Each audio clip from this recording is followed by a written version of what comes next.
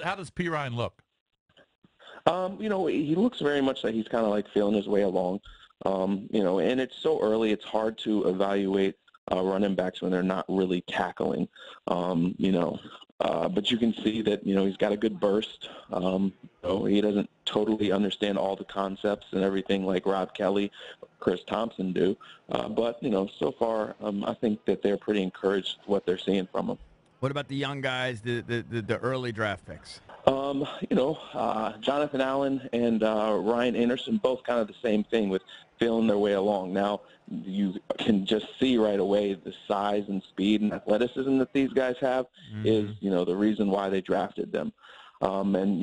Each week, last week, both of them were basically working with third team, second team. This past week, they were working with second team and some first team. So they're expanding their knowledge of their roles, and that's what you want. And so it's, again, early in the process, but by the time training camp comes around, they should be in there rotating with starters and kind of competing for some playing time and hopefully making an impact. So Josh Doxson didn't participate in everything? Yeah, he did the individual and the against cornerbacks and stuff, but when it came to the team portion, they held him out. And we asked Jay Gruden, he said, he had a good practice yesterday, looked good. We just, held him out. There was nothing, and he says there was no setback. Now, do they want to bring him along slowly so they don't have him overdo it? That could be part of the plan. He didn't seem he was favoring it. He was joking around with teammates and everything, ran routes well when he was out there. But I think until we see this guy in games, anytime that he, is out because of, a cold, everybody's going to wonder, okay, is it really a cold or is it something else?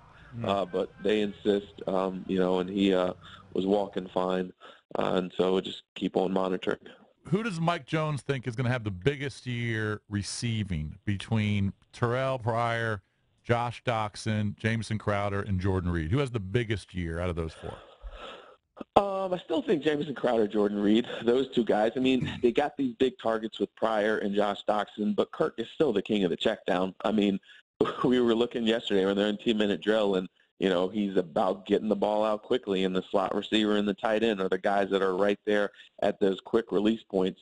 And so I still think that Crowder and, Reed are going to be his go-to guys. Now, that's not to say that Pryor isn't going to have a big year, because I think he will. He's a big physical guy and really fastest guy on the team. So he's going to emerge as a deep threat. But I think as far as the go-to catches, it's going to be a lot of Crowder and Reed still. Does Preston Smith kind of understand what's going on around him? That, he really didn't take advantage of his opportunity, and they went out and they drafted Ryan Anderson. They're looking for solutions here. Does he get that at all? I kind of wonder that, and I know other people wonder that as well. He is a big kid, but a lot of people say they wonder if he's just maybe too laid back. I know that some people in his camp think that he was better last year than what he showed. He definitely didn't, show a lot as far as, his stats and things like that. And there were times that he just really wasn't making an impact, and he's got to do better. And so, hopefully it clicks for him. Hopefully he understands the pressure that's there, because, that's part of the reason why they drafted Ryan Anderson. And obviously Trent Murphy's not going to be there for the first 4 games. And, Preston's got an opportunity to remain the starter, but he needs to produce, or otherwise they'll just yank him out and put somebody else there. Mike, just looking at the stats from last year, the rushing stats, Kelly had 168 attempts for 700. He only started 9 games. Matt Jones had 100 carries for 460. Obviously, those numbers are going to be bye-bye because he's not going to be there. And they really didn't have anybody else that they could consistently go to. But now they got P. Ryan. So I think I've heard that Gruden's telling everybody they're going to run more. Is that true, do you think? And then do you think that P. Ryan could get to that 100 attempts or more?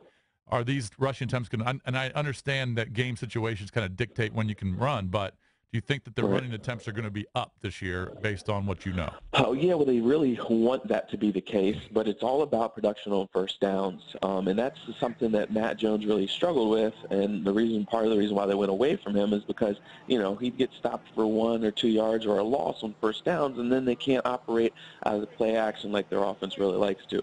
Rob Kelly did a better job, and by the end of the season, they were 11th in the league, averaging 4.7 yards a carry on first downs. And so that really leads to better production. And I think we saw the run game become more effective down the stretch of the season. So Kelly's back. He understands things better. He's, executing better in practices, coaches say. And so I think they do want to run more, and they do want to mix in, whether it's Kelly as the starter, which right now he's looking really good, but P. Ryan as well. So if you remember a couple years ago when they had Alfred and then they're rotating in Matt Jones and then throwing in Chris Thompson here and there, that'll kind of be the case, I think, with Kelly, P. Ryan, and Thompson, and they do want to become more balanced, although Jay's a former quarterback, so, he's got that gunslinger mentality. I imagine that it's going to stay pretty much kind of similar, but if they get better production on first downs, there will be times that we see a little more runs, but he loves spreading the ball around, throwing to his tight ends and slot receivers and receivers downfield.